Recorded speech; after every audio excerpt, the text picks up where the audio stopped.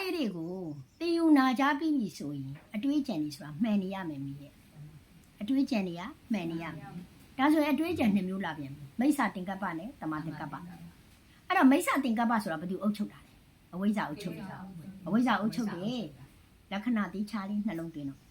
မိစ္ဆာတင်ကပ္ပတဲ့ငါအတွေးကြံနေတွေးနေပြီတဲ့ဘသူခေါင်းဆောင်ထားတယ်လေအဝိဇ္ဇာခေါင်းဆောင်နေပြီဆိုရင်တဲ့ तू ကပါလေအလိုလောဘနဲ့တွေးမယ်အမျက်ဒေါသနဲ့တွေးပြီဘာမှတွေးနေတာလဲဆိုတော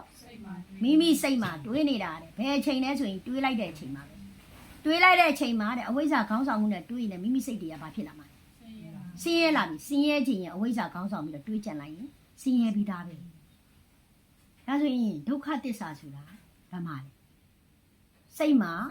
အဝိဇ္ဇာခေါင်းဆောင်ပြီးတော့လိုမလိုကြိုက်မကြိုက်နဲ့တွေးကြံလိုက်တာနဲ့လိုမလိုကြိုက်မကြိုက်နဲ့တွေးကြံလိုက်တာအဝိဇ္ဇာခေါင်းဆောင်မှုနဲ့တွေးကြံလိုက်တာသမုဒိယသစ္စာပဲတွေးကြံတော့ခံစားတော့ဆင်းရဲမနေဘူးလားဆင်းရဲတာဘောတောကတွေဖြစ်နေပြီဘာသစ္စာလဲဒုက္ခသစ္စာဒါဆိုရင်သမုဒိယသစ္စာနဲ့ဒုက္ခသစ္စာဖြစ်အောင်အဝိဇ္ဇာခေါင်းဆောင်ထားတာဘယ်မှာဖြစ်နေတာလဲဆိုတော့ဓမ္မယုံမှာကြံတွေးပြီးတော့ဖြစ်တာကြံတွေးပြီးတော့ဖြစ်တာဒါဆိုရင်သမုဒိယသစ္စာနဲ့ဒုက္ခသစ္စာစိတ်မှာအဝိဇ္ဇာခေါင်းဆောင်လိုက်ပြီးဆိုရင်မိမိစိတ်မှာလိုမလိုနဲ့တွေးပြီးအလိုနဲ့တွေးပြီးမလိုတာနဲ့တွေးပြီးလိုတာနဲ့တွေးရင်လောဘတဏှာမလိုတာနဲ့တွေးရင်အမျက်ဒေါသဒါဆိုရင်မိမိစိတ်မှာအလိုလောဘနဲ့တွေးကြံလိုက်တာဒီသမုဒိယသစ္စာအလိုလောဘနဲ့တွေးကြံပြီးတော့ခံစားနေရတာကဒုက္ခသစ္စာအလိုမပြည့်ရင်ဘာဖြစ်တာစိတ်ဆင်းရဲတာပေါ့ဝမ်းနေတာပေါ့တောကဖြစ်တာပေါ့အလိုတွေပြည့်လာတော့ဘာဖြစ်လာလဲဝမ်းသာလာတာပေါ့ဝေဒနာတွေပေါ်နေတာဒုက္ခသစ္စာပဲဒါဆိုရင်လိုမလိုကြိုက်မကြိုက်ကိုအဝိဇ္ဇာခေါင်းဆောင်မှုနဲ့မိစ္ဆာတင်ကပ္ပတဲ့တွေးကြံလိုက်ပြီဆိုရင်အာယောနိသောမနတိကာရဖြစ်တ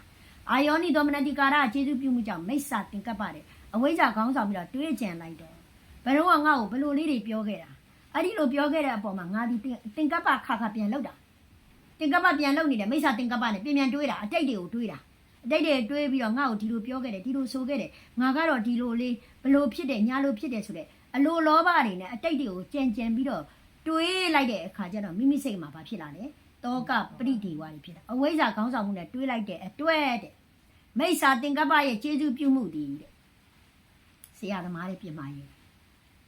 ဖရာယဟန္တာတွေပြင်မာရေးတာကျေစုရှင်တွေအကုန်ပျောက်သွားတယ်ကျော်ကျေစုကိုပျောက်သွားတယ်သူ့ရဲ့အလိုလောဘကြောင့်ကျေစုတွေကိုမမြင်တော့ဘူးလေမေတ္တာတရားပျောက်သွားတယ်ဒေါသနဲ့တွေးကြံပြီးတော့ဘယ်လိုဆင်းရဲသွားတာလဲကိုဆင်းရဲသွားတယ်အဲ့ဒါအဝိဇ္ဇာခေါင်းဆောင်မှုနဲ့မိစ္ဆာတင်ကပ္ပရဲ့ကျေစုပြုမှုကြောင့်မိမိစိတ်လေးဆင်းရဲနေတာဒီအဲ့ဒါသမုဒိယသစ္စာနဲ့ဒုက္ခသစ္စာဘာမှဖြစ်တာလဲမိမိစိတ်မှာဖြစ်တာအခုတွေးကြံလိုက်အခုပဲဖြစ်တာ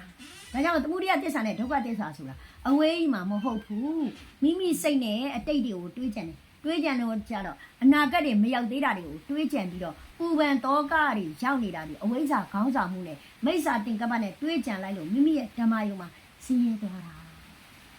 ာဒါဆိုရင်တမတင်ကပ္ပခေါ်စရံနဲ့တွက်တယ်တမတင်ကပ္ပနဲ့မှန်ကန်သွားအခုတရားတွေနားလိုက်တယ်ဂျောနိတော်မှန်သွားတယ်ပုဂ္ဂိုလ်တ attva တွေလည်းမပါဘူးဂျောနိတော်မှန်တော့တမတင်ကပ္ပမှန်ပြီငါတို့ရဲ့တွေးကြံနေတဲ့အတိတ်အာယုန်တွေကိုတွေးကြံနေတာကလေအာယုန်တရားတွေမြည်အဲ့ဒီတွေးကြံလိုက်တဲ့အာယုန်ကဘယ်သူကြောင့်ဖြစ်လာစိတ်ဖန်တီးမှုကြောင့်ဖြစ်ပေါ်လာတာဆိုတော့စိတ်ကလည်းပုဂ္ဂိုလ်တ attva မပါဘူးအကောင်ထဲတွေမပါဘူးယောက်ျားမိန်းမမပါဘူးစိတ်ဖန်တီးမှုကြောင့်ဖြစ်ပေါ်လာတဲ့အာယုန်တရားတဲ့ဓမ္မယုန်တရားအဲ့ဒီအာယုန်ထဲမှာအကောင်ထဲပုဂ္ဂိုလ်တ attva တွေမပါဘူးတော့ကိုင်တွယ်ထိတွေ့လို့မရဘူးနော်တကယ်လည်းမရှိဘူးအဲ့ဒါကြီးကိုမရှိမှန်းတကယ်သိသွားတာကတမတင်ကပ္ပပဲ။အိုးစိတ်ဖန်တီးမှုနဲ့တွေးကြံနေတဲ့အာယုန်တွေဆိုတာတကယ်မရှိပါလား။ဘယ်သူကသိသွားတာလဲ။တမတင်ကပ္ပမှန်ကန်စွာတွေးကြံလိုက်တော့မှန်မှန်ကန်ကန်မမြင်သွားဘူးလား။မှန်မှန်ကန်ကန်မြင်တာကတမဒိဋ္ဌိမှန်မှန်ကန်ကန်တွေးကြံလိုက်တော့အိုးစိတ်ဖန်တီးမှုနဲ့တွေးကြံလိုက်တဲ့အာယုန်တွေဆိုတာအတိတ်ကိုတွေးကြံလိုက်တဲ့အာယုန်တွေအနာဂတ်ကိုတွေးကြံလိုက်တဲ့အာယုန်တရားတွေဆိုတာပုဂ္ဂိုလ်တ attva အကောင့်ထဲမရှိဘူးကိုင်တွယ်ထိတွေ့လို့လည်းမရဘူးဆိုတော့သူ့ပေါ်မှာဆွဲလန်းစရာလာသေးလားတက်မက်စရာရောလာသေးလားဒါဆိုရင်ဆွဲလန်းခြင်းနဲ့ချုပ်မသွားဘူးလားတက်မက်ခြင်းနဲ့ချုပ်မသွားဘူးလားဘယ်သူကျေစုပြုပေးလိုက်တာမှန်ကန်သောတမတင်ကပ္ပကျေစုပြုပေးလိုက်တာမှန်ကန်သောတမတင်ကပ္ပကျေစုပြုလို့ရလိုက်တော့စိတ်ဖန်တီးနဲ့တွေးကြံလိုက်တဲ့အာယုန်တရားတွေကလည်းအကောင်ထဲလည်းမဟုတ်ဘူးပုဂ္ဂိုလ်တ attva လည်းမရှိဘူးငါတွေးကြံလိုက်တဲ့စိတ်ကလည်းအကောင်ထဲမရှိဘူးပုဂ္ဂိုလ်တ attva မရှိဘူးတွေးကြံလိုက်တဲ့စိတ်ကလည်းတွေးကြံရင်းနဲ့ချုပ်ပြောက်သွားတယ်စိတ်ကြောင့်ဖန်တီးလိုက်တဲ့အာယုန်တရားကစိတ်ကြောင့်မခံနိုင်လို့ချုပ်ပြောက်သွားရင်အဲ့အာယုန်ကြီးရောရှိပါမ အာယုံနဲ့တကွာအာယုံကလည်းချုပ်ပြောက်သွားတယ်စိတ်နဲ့တကွာအာယုံကလည်းချုပ်ပြောက်သွားပါလားလို့မှန်မှန်ကန်ကန်မြင်နေတာတမာဒိဋ္ဌိမှန်မှန်ကန်ကန်တွေးကြတာလည်းတမာသင်္ကပ္ပ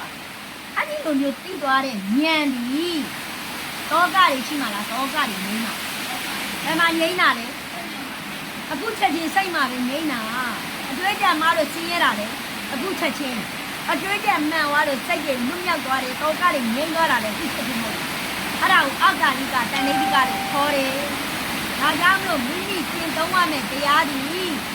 စိတ်ပန်ဒီမှုကြောင့်ဖြစ်ပေါ်လာတဲ့အာယုံတရားတို့ဒီစိတ်တောင်မမြဲတဲ့သဘောနဲ့ချုပ်ပြောက်သွားရင်စိတ်ပန်ဒီမှုနဲ့ဖြစ်ပေါ်လာတဲ့အာယုံတရားနဲ့စိတ်နဲ့တကွာချုပ်ပြောက်သွားတယ်ဆိုတော့ဘာရှိလဲချုပ်ပြောက်ရာလေးရောက်မသွားဘူးအဲ့ဒီချုပ်ပြောက်ရာမိမိကိုဒေါကဖြစ်စေတာဒေါကငြိမ်းလာရင်အဲ့ဒီလိုလေးနှလုံးသွင်းကြတော့ဟုတ်မဟုတ်ကကိုယ့်ဘက်ကိုဆုံးဖြတ်တန်လေးကအကာလိကပဲဟုတ်တယ်နော်အဲ့တော့မိမိစိတ်လေးကိုစင်းရအောင်ဖန်တီးတာကလည်းမိမိရဲ့မိစ္ဆာသင်္ကပ္ပကြောင့်မိမိစိတ်လေးစင်းရဲခြင်းလို့အောင်လေတမသင်္ကပ္ပကြောင့်စင်းရဲခြင်းဟာတွေးကြံမှာစင်းရဲတာဒါကြောင့်မရှိတာတွေမရှိတဲ့အတိုင်းသိရှိရနဲ့နေအဲ့တော့စိတ်ပန်တီးမှုကြောင့်ဖြစ်ပေါ်လာတဲ့သင်္ခါရတရားတွေကမြဲလဲမမြဲဘူးအမြဲလဲမရှိဘူးဒီသဘောတရားတွေကအပ္ပမာဒနှလုံးသွင်းမှန်နေမယ်ဆိုရင်ဓမ္မရတ္တငြိအခြင်းရတ္တကဘယ်ဒီကိုယ်တိုင်သိတာအဲ့ဒါကိုတဏှိတိကအကာလိကတဲ့ဓမ္မဂုံ6ပါးတဏှိတိကအကာလိကအောက်ပါနေကဓမ္မဂုံ6ပါးကပဲမိမိကိုယ်တိုင်ဆုံးဖြတ်ရတဲ့တရားဖြစ်တယ်